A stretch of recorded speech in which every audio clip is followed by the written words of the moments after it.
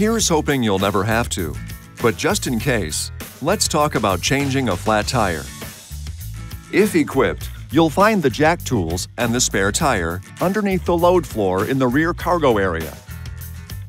Remove the jacking tools and the wing nut securing the spare tire. Now, you can remove the spare tire.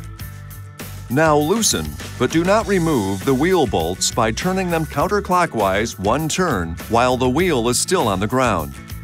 Make sure you're parked on a firm, level surface safely away from traffic.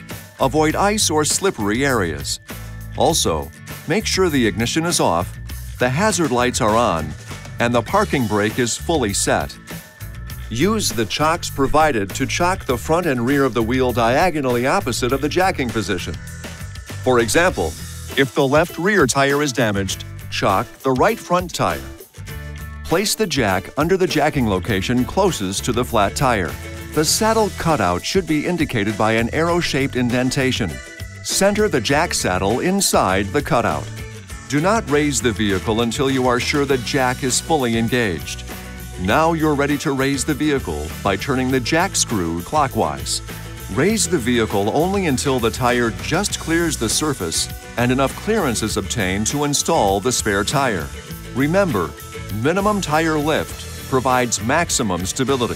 Okay, now go ahead and remove the wheel bolts and wheel.